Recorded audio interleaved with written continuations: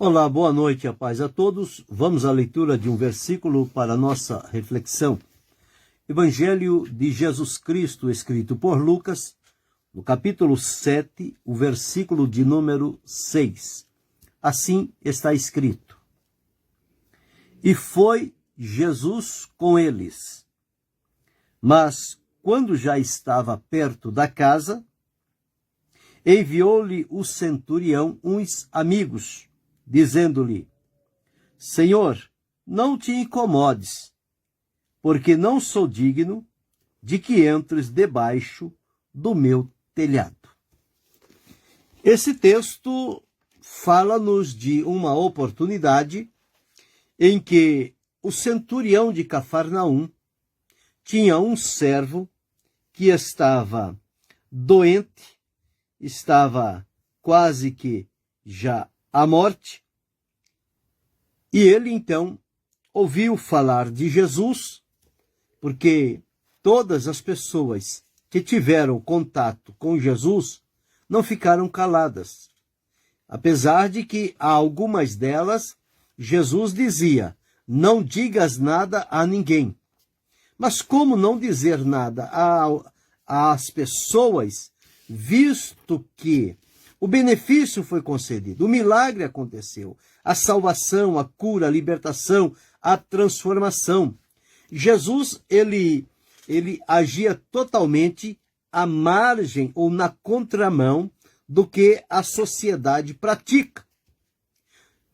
Os dos dias em que nós estamos vivendo, basta fazer uma oração e Deus responder, ele já se apropria do resultado daquela oração, que foi o Senhor quem respondeu, e ele já começa a dizer à pessoa: olha, vai, diga fulano, diga Bertrano, conta o testemunho, fala quem foi que fez a oração, fala onde foi, fala quais foram as palavras que foram usadas. Tudo isto para o quê?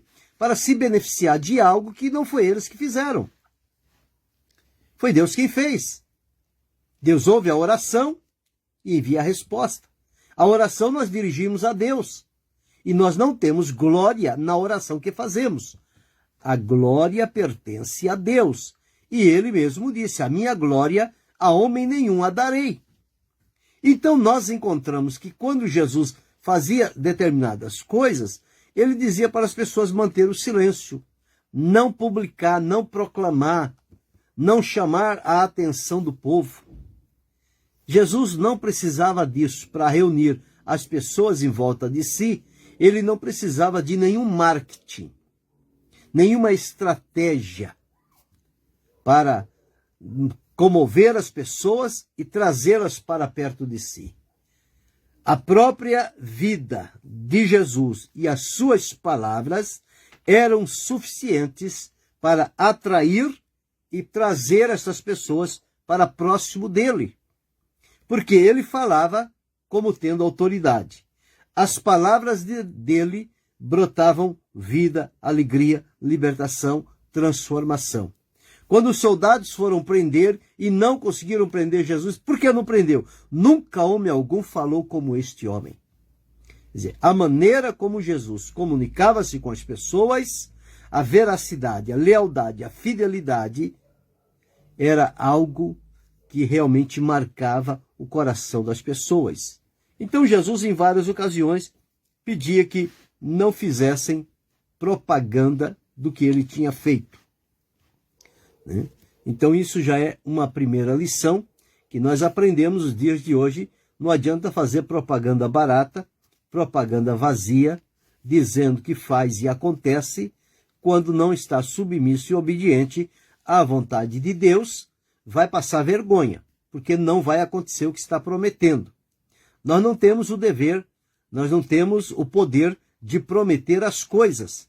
O que nós podemos fazer é pedir a Deus, suplicar a Ele, colocar na dependência, e Deus, então, é que vai responder ao modo, à maneira e ao tempo dele. Então, a Ele glória, honra, louvor e adoração. Então, Jesus vivia desta forma, quase que, se fosse uma linguagem popular, Jesus quase que vivia no anonimato. Ele não se mostrava, mas as pessoas iam a ele. Então, observe que exemplo importante. Outro exemplo desse foi o exemplo de João Batista. Onde é que João Batista foi pregar? No deserto, lá, junto ao Jordão. Ora, está dizendo que é deserto? É deserto. Mas as multidões iam para ouvir a pregação de João. E João não dizia, coloca um cartaz lá na cidade, vai lá, fala na rádio, fala na internet e coisa e tal, bota a sua foto. Não, eles não precisavam disso. Eles estavam prestando um serviço para Deus. E Deus se encarregava de tocar no coração das pessoas e trazê-las para si. Então Jesus agia desta maneira. Mas as pessoas que eram beneficiadas por Jesus, elas davam testemunho. Elas contavam o que Jesus fez. Certamente alguém conhecia um paralítico, um doente, um oprimido, e agora vê liberto, curado, transformado. A pessoa já logo via uma diferença. E a pessoa então dava testemunho, foi Jesus. Como aquele cego do capítulo 9 do Evangelho escrito por João. Os discípulos, quem nasceu cego, ele ou seu pai? Para que nascesse assim. Jesus disse, nem ele nem seu pai, mas foi para que nele se manifeste a glória de Deus. Jesus o curou, ele saiu curado, as pessoas começaram a perguntar, e quem foi? Ele disse, olha, eu não sei, é um homem chamado Jesus. Ele me curou. Ah, mas ele é pecador. Bom, se ele é pecador, eu não sei. Mas uma coisa eu sei, eu era cego e agora eu estou vendo. Foi o testemunho dele. E as pessoas procuraram colocar dificuldades no caminho de Jesus. Mas aqui há o texto em que ele está inserido dentro de uma oportunidade que o centurião, ele tinha um servo que estava doente, estava moribundo, não tinha melhoras, cada vez ficava complicado a situação dele, e então este centurião ouviu falar de Jesus. Alguém, quando viu a situação daquele servo, falou para o centurião que o caso dele, só Jesus. É como o moto que as pessoas fazem hoje em dia. Qualquer coisinha, só Jesus na causa. Só Jesus na causa. É verdade. A causa é só Jesus que resolve. O homem não resolve. Só quem resolve é Jesus. E aqui diz, quando ele ouviu falar, ele enviou uns anciãos para que fosse falar com Jesus. Quando aqueles anciãos enviados por aquele centurião chegaram junto de Jesus, rogaram-lhe dizendo, e disseram ainda, olha, ele é digno que lhe conceda isso. O centurião tinha um bom testemunho. O centurião tinha uma vida que as pessoas davam testemunho. Tanto é que eles chegam lá, os anciãos, e dizem a Jesus sobre o servo, e diz que o centurião é digno que lhe conceda isso. Quer dizer, ele carece de um milagre, de uma cura, não para ele, mas para o seu servo. Quando muitas pessoas não valorizam os servos, o centurião aqui estava valorizando dele. Ele não queria perder de forma nenhuma este servo. Este servo lhe era útil, era amado do seu coração, prestava ali um importante trabalho. E ele procurou fazer o que estava ao seu alcance para resolver essa situação. Não podendo resolvê-la humanamente, ele procurou a Jesus. Então diz, porque ama a nossa nação e ele mesmo edificou a sinagoga. Então era alguém que estava trabalhando a favor daqueles que faziam a leitura da lei, que se reuniam nas sinagogas para o estudo da lei, para a escola durante a semana, enfim. Foi esse o pedido que fizeram. E veja o que eu li aqui no versículo 6. E foi Jesus com eles. Aqui está um segredo. E foi Jesus com eles. Mas quando já estava perto da casa, enviou-lhe o centurião uns amigos, dizendo, Senhor, não te incomodes, porque eu não sou digno de que entres debaixo do meu telhado. Ora, os anciãos disseram, ele é digno de que lhe conceda isto. Quando o centurião percebeu que Jesus estava indo, ele disse: Senhor, eu não sou digno. Ele reconheceu. Aqui está o segredo da humildade. É aquela pessoa que não louva a si mesmo, não honra a si mesmo. Porque existem pessoas que falam só deles, e só falam de virtudes, só falam de coisas positivas. Aqui diferente. Aqui os anciãos falaram que ele era digno. E explicaram por quê. Mas ele mesmo disse: eu não sou digno de que o Senhor entre debaixo do meu telhado. Aí vem aquela expressão: dize somente uma palavra e o meu criado sarará.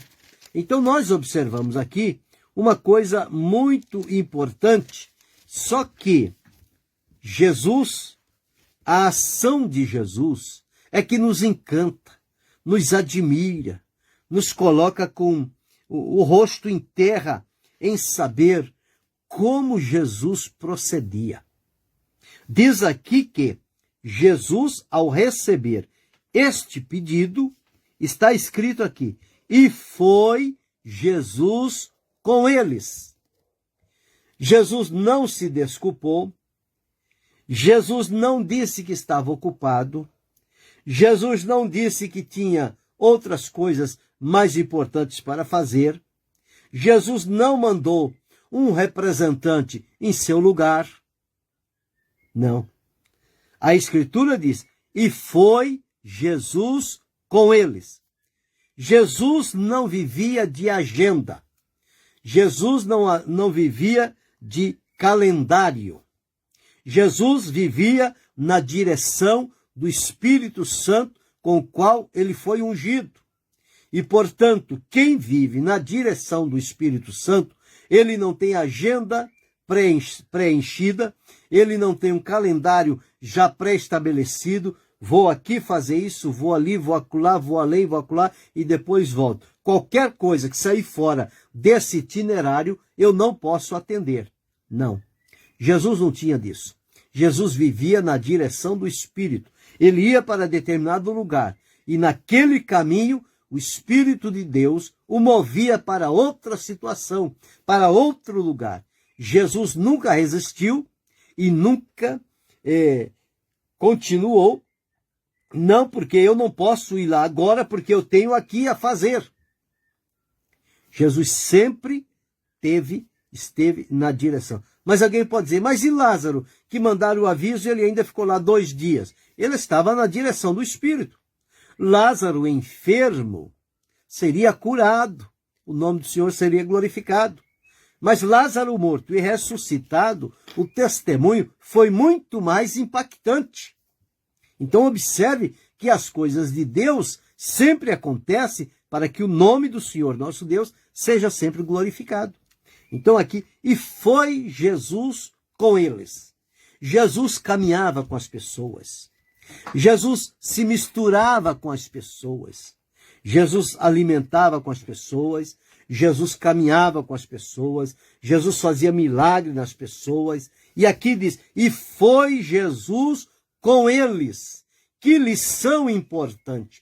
Quantas vezes as pessoas que são designadas para fazer a obra de Deus recebem uma responsabilidade, uma autoridade delegada, e quando alguém o procura, ele diz: não posso ir, estou ocupado, tenho outras coisas para fazer, vou mandar alguém em meu lugar, ou não vou mandar ninguém, hoje não é dia de atender, hoje é dia do meu descanso. Pois é, não está envolvido totalmente em servir a Deus, porque quem serve a Deus, ele não tem desculpas para não atender o chamado ou uma necessidade quando ela aparece, seja durante o dia, seja à noite, seja pela madrugada. A hora que for, precisa estar disponível e pronto para fazer o querer do Senhor. Aqui Jesus estava pronto. E foi Jesus com eles. Como o homem chegou e disse que não havia necessidade de Jesus chegar até a casa dele, Jesus então deu a palavra, não é isto? E disse: vai. Ele dizia: eu digo a este vai, e ele vai, a outro vem, e ele vem. E ao meu servo faz isto, e ele o faz. Jesus, quando viu isto, Jesus maravilhou-se. E quando eles voltaram para casa, diz a palavra de Deus, voltando para casa, os que foram enviados acharam são o servo enfermo. Foi curado à distância. Não precisou Jesus chegar, colocar a mão, balançar o rapaz, perguntar isso, perguntar aquilo, nada. As coisas de Deus, elas são sobrenaturais. Não precisa ter o contato da mão humana. Jesus atendeu. Mas Jesus inicialmente foi com eles. Outros versículos que nós encontramos em Mateus 26 e 36 está escrito assim. Mateus capítulo 26, versículo 16. Então chegou Jesus com eles. Com eles quem? Com os discípulos. Aonde? A um lugar chamado Getsêmani. Jesus foi com eles. Jesus chegou com eles. Então, sempre Jesus relacionando com as pessoas. Jesus não tinha segurança particular. Jesus não tinha nada de valor material que as pessoas tivessem à procura para subtrair de Jesus. O que Jesus tinha era espiritual, sobrenatural, o poder e a presença de Deus. Por isso Jesus andava sozinho por todos os lugares e nunca lhe aconteceu nenhum mal. Por quê? Porque ele andava na direção de Deus. Marcos, no capítulo 5 e o versículo 24, nós vamos encontrar aqui quando Jairo tinha a sua filha de quase 12 anos, que estava enferma, quase já à morte, ele foi a Jesus, adorou, fez o seu pedido, e Jesus lhe diz a palavra, e foi com ele. E Jesus foi com Jairo para a casa de Jairo, para atender a necessidade da sua filha, que estava enferma à morte. No caminho, apareceu a mulher do fluxo de sangue, foi curada, Jesus a abençoou, seguiu o caminho. Chegou na casa de Jairo, quiseram zombar dele, dizendo que a menina estava morta, mas Jesus disse, não está morta, mas dorme. E foi lá e chamou, Talita cumi, e ela levantou-se. Mas, diz aqui, e foi com ele.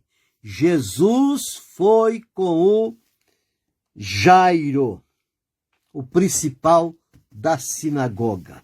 Nós vimos Jesus foi com os enviados do centurião de Cafarnaum. Jesus foi com os discípulos para o Getsêmani. Jesus foi com Jairo para a cura da sua filha. No capítulo 24 do Evangelho escrito por Lucas, e o versículo de número 15, está escrito assim, por ocasião da ressurreição de Jesus. Restou ao terceiro dia, e diz aqui, 2 discípulos disseram que já fazia 3 dias, nada aconteceu. No terceiro dia, eles estavam indo para uma aldeia chamada Emaús. Observe, e no mesmo dia, iam 2 deles para uma aldeia que distava de Jerusalém, 60 estádios, cujo nome era Emaús, aproximadamente 11 quilômetros de distância. Iam falando entre si de tudo o que havia sucedido. E aconteceu que, indo eles falando entre si e fazendo perguntas, o mesmo Jesus se apresentou e ia com eles. O mesmo Jesus se apresentou e ia com eles. E eles então, Jesus perguntou, que palavras são essas que caminhando trocais, e por que estás triste? Eles começaram a dizer, não sabe, tu és só um peregrino? O Cristo morreu, disse que ao terceiro dia haveria de ressuscitar, mas hoje já é o terceiro dia. E Jesus começou a abrir a escritura e dizer a eles onde estava escrito, e quando chegou lá na cidade de Emaús, que Jesus deu graça ao Pai, eles reconheceram Jesus, e Jesus desapareceu. Mas Jesus apareceu e ia com eles. Nós observamos que quando Jesus deu a ordem aos discípulos para pregar o evangelho, lá no evangelho de Marcos, e versículo 20 do capítulo 16 diz: e eles, tendo ido, pregaram por todas as partes, cooperando com eles o Senhor. Então Jesus os acompanhou com sinais, prodígios e maravilhas.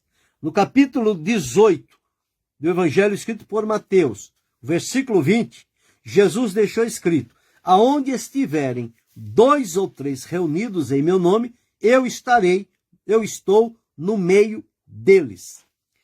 Em Mateus, no capítulo 28, versículo 20, Jesus diz o seguinte: e eis que estou convosco todos os dias até a consumação dos séculos. Então nós observamos por aqui, por este versículo, que Jesus nunca se omitiu, Jesus nunca se envergonhou dos seus discípulos e nem das pessoas que o procuravam. Jesus não era seletivo. Jesus não fazia acepção de pessoas. A tantos quantos chegasse a Jesus, eram atendidos por ele. E na maioria dos casos diz: e foi Jesus com ele. E foi Jesus com eles. E foi Jesus. Ao hino que cantamos diz: se Cristo comigo vai, eu irei. Então, a promessa de Jesus está de pé. Então, observamos aqui: e foi Jesus com eles. Quando surgir um pedido, um problema, uma necessidade, que alguém vier ao seu encontro, você sendo autorizado por Jesus a viver como um verdadeiro servo, na humildade, na obediência, na lealdade, na seriedade, com temor, com pureza, com verdade, com santidade, com certeza Deus te dará graça para você ir com eles e, em nome do Senhor, realizar a obra do Senhor, para a glória do Senhor. Então, aqui está um mapa que nós precisamos aprender.